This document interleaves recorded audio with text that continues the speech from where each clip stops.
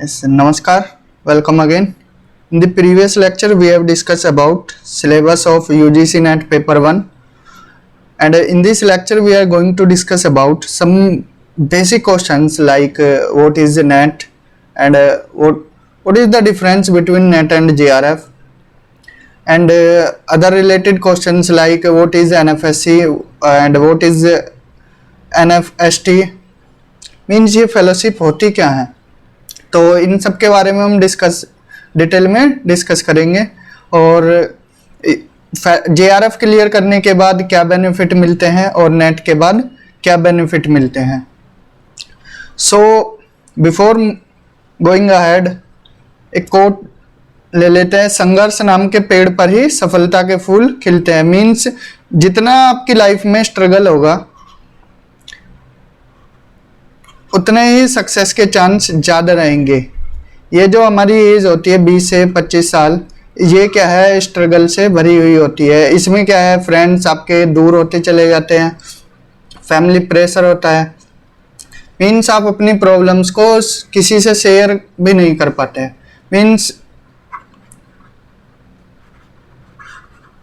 इस time struggle और mental pressure ज़्यादा होता है। तो इस फेज से अगर आप गुजर गए तो आपको सक्सेस के चांस बहुत ज़्यादा बढ़ जाएंगे। सो आज का लेक्चर हम डिस्कस करेंगे नेट और JRF क्या डिफरेंस होता है। बेसिकली अगर नेट की बात की जाए,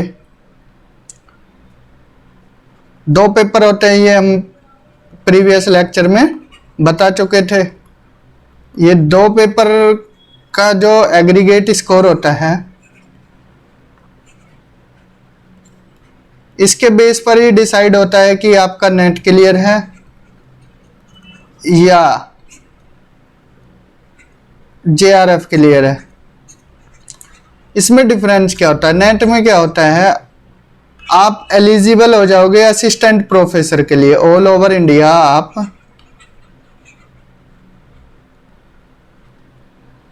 एलिजिबल हो जाओगे असिस्टेंट प्रोफेसर के लिए। ये क्या करता है, एलिजिबिलिटी डिटरमाइन करता है। और किसी भी कॉलेज या यूनिवर्सिटी में JRF में एक एक्स्ट्रा बेनिफिट होता है, आप एलिजिबल तो होते हो, साथ के साथ आपको PhD के साथ एक सर्टेन अमाउंट मिलता है। अगर करंट टाइम की बात की जाए तो पर मंथ 31,000 होता है प्लस HRA और प्लस कंटिजेंसी फंड।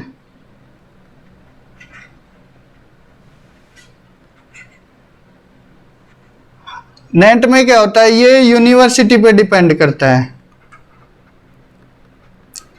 कोई यूनिवर्सिटी चाहे तो आपको नेट पर भी 8 से 10,000 पर मंथ दे सकती है। सेंट्रल यूनिवर्सिटी, स्टेट में अभी अगर मन करे तो दे सकते हैं और डिपेंड करता है यूनिवर्सिटी पर। तो ये था बेसिक डिफरेंस नेट और JRF में। अब ये NFSC, NFST, NFOBC, Maulana Azad fellowship for minority, ये सब क्या चीज है। देखिए, अगर आपने नेट का एग्जाम दिया है और सपोज आपका JRF क्लियर नहीं हो पाया, मीन्स एक दो क्वेश्चन से क्या हुआ, आपका JRF क्लियर नहीं हो पाया, तो होता क्या है कि जो हमारी ये मिनिस्ट्रीज हैं,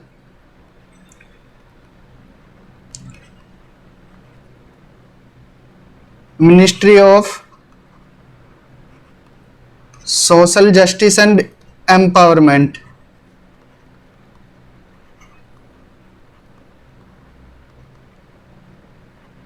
ये क्या करती है, जो स्टूडेंट्स नेट क्लियर करते हैं उसमें से 3,000 स्टूडेंट्स क्या करते हैं, चूज करते हैं और उन 3,000 को क्या है, कन्वर्ट कर देते हैं किसमें, NFSC में। सेम ऐसे SC स्टूडेंट्स को ऐसे सेम NFOBC करते हैं, NFOBC, ये OBC वालों के लिए होती है। और जो मिनिस्ट्री ऑफ ट्राइबल अफेयर्स होती है, ये क्या करती है, ये SC स्टूडेंट्स को चूज करके उनको NFST प्रोवाइड करती है। जो PhD में एनरोल हो जाते हैं उनको NFST मिलती है। और जो ये Maulana Azad fellowship for minorities है,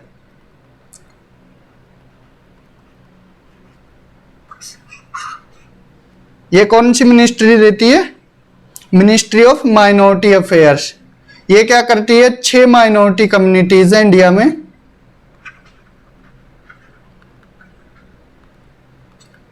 Muslims, Jain, Sikh, Christian, Buddhist and Parsis.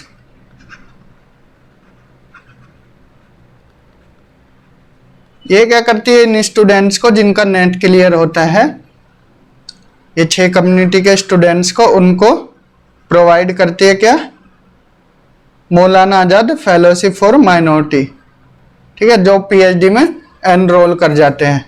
I hope इतना क्लियर हुआ होगा। ये JRF के इक्विवेलेंट अमाउंट मिलता है इनको, जितना JRF में मिल रहा है, जो अभी पीछे डिस्कस किया था लास्ट स्लाइड में, प्रीवियस स्लाइड में, 31,000 plus HRA plus contingency fund,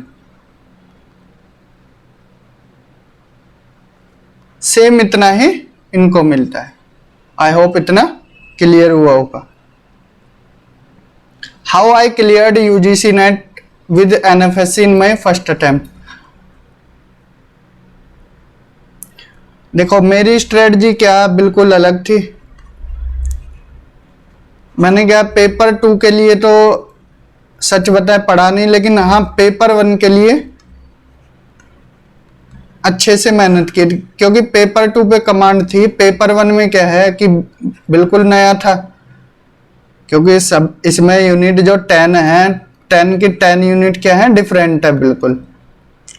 teaching aptitude बिल्कुल नया था, रिसर्च एप्टीट्यूड नया था, और जो यूनिट 10 है हायर वाली वो बिल्कुल नई थी। तो बेसिकली मैंने इन 3 यूनिट पर ज़्यादा वर्क किया था, और पेपर 1 की ही वजह से मेरा नेट क्लियर हो गया NFSC के साथ। तो स्ट्रेटजी में क्या था, मैंने 2 बुक फॉलो की थी। एक UGC नेट KVS मदान की बुक, ये क्या है, काफ़ी डिटेल में है। अगर ये बुक पढ़ लोगे आप, आपको कॉन्सेप्ट क्लियर हो जाएंगे। और प्रीवियस ईयर सॉल्व किए थे ये भी KVS मदान की। क्या कोविड टाइम था तो मैंने ऑनलाइन मंगा के और ये पढ़ ली थी, क्योंकि हमारा एग्ज़ाम कोविड की वजह से लेट हो गया था। 10 बार तो डेट चेंज हुई थी इसकी। तो और सेल्फ नोट्स बनाने कंपलसरी हैं, क्योंकि बुक से क्या है, पढ़ के आप रैपिड रिवीजन नहीं कर पाओगे जब लास्ट टाइम होता है एग्जाम का। तो अपने हैंडमेड नोट्स बनाना बहुत ज़रूरी है, क्योंकि ये आपको रिवीजन टाइम में काफ़ी हेल्प प्रोवाइड करेंगे।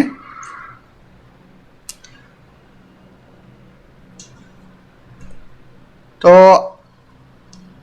ये थी स्ट्रेटजी। अगर आपका अभी भी कोई डाउट बचा हो कि नेट से रिलेटेड, तो आप क्या कर सकते हो, कमेंट बॉक्स में कमेंट कर सकते हो, मेल कर सकते हो, ये रही मेल आईडी, और आप व्हाट्सएप भी कर सकते हो। तो आज के लेक्चर में इतना ही। Thank you. मिलते हैं अगले लेक्चर में यूनिट 1 के साथ।